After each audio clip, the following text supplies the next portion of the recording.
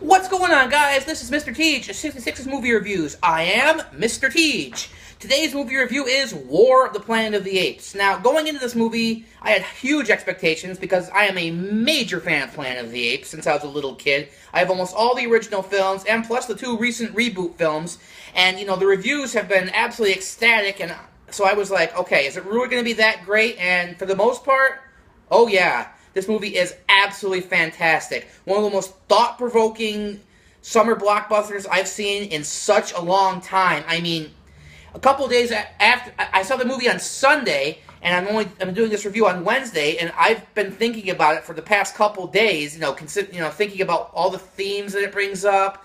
Just what a great movie it was. It does live up to the hype.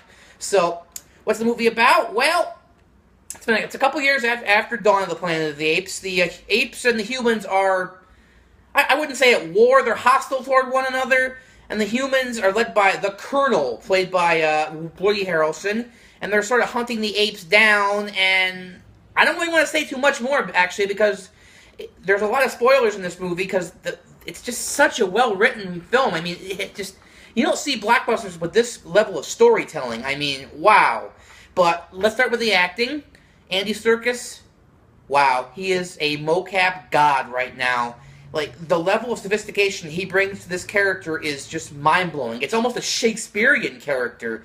He has hate and, fear, obsession. I mean, all of these amazing things just going through his face. And, he does have dialogue, but a lot of it is done silently because a lot of the apes can't talk and they use sign language. It is an absolute masterpiece. I'd say Caesar is the main draw here, but Woody Harrelson was also excellent. He's really the only human character in the whole film, and he is cold and absolutely brutal. And he borders on being kind of one note, but there is an explanation about halfway through the film which explains his motivations. And I gotta say, yeah, I really kind of believed or understood his motivations. Cold and brutal as he was, I still kind of hated him, but I could understand. The movie doesn't have as much action as you would think. I mean, a movie called War of the Planet of the Apes, you would just naturally assume it'd be action, action, action.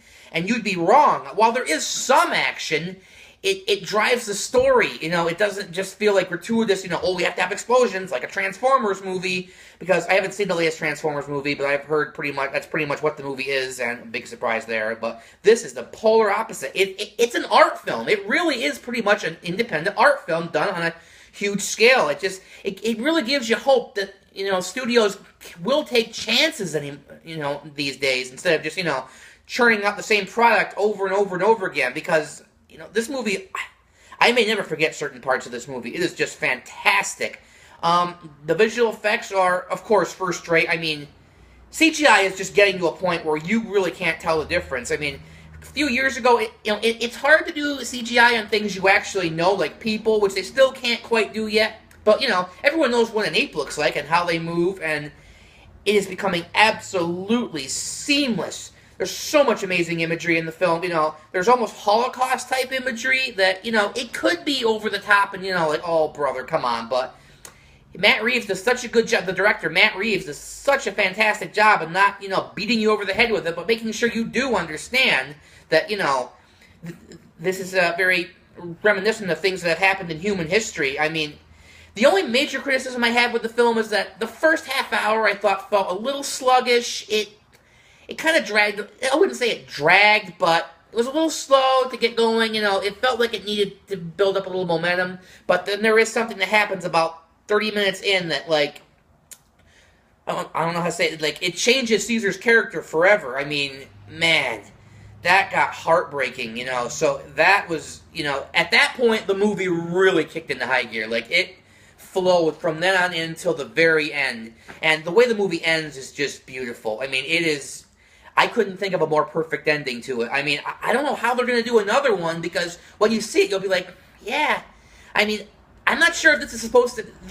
The continuity is also maybe a minor gripe of mine, because supposedly it's supposed to be setting up the original Planet of the Apes with Charlton Heston, but it just feels like a totally different movie. I mean, yeah, it's modern, but, like, I'm not sure whether it really is supposed to or not, so that's maybe a minor nitpick that it doesn't quite fit in. I mean, some of it does, but I basically see these three reboot films as pretty much, a separate continuity, so I really don't consider them part of the original series. But overall, yeah, this movie was absolutely fantastic. I mean, mind-blowing special effects, a fantastic story, great action when it's on the screen. There's a moment toward the end which is just like, oh shit moment, like, humanity, or those guys are fucked. You will know when you see it, though. But overall, I would probably give this movie probably a 9. I still like Dawn the best because Dawn just moves right from the second it starts. It moves and it just goes like gangbusters to the very end. This story had a little bit of a slow build-up, or a slow opening act, but then it just kicked right into high gear. So, overall, yeah, I would give Dawn a 9.2, and this one probably a 9. It is absolutely worth seeing. Go out and see it as soon as you possibly can. So, that's it for this week. See you next week for more Mr. Tej 66's movie reviews.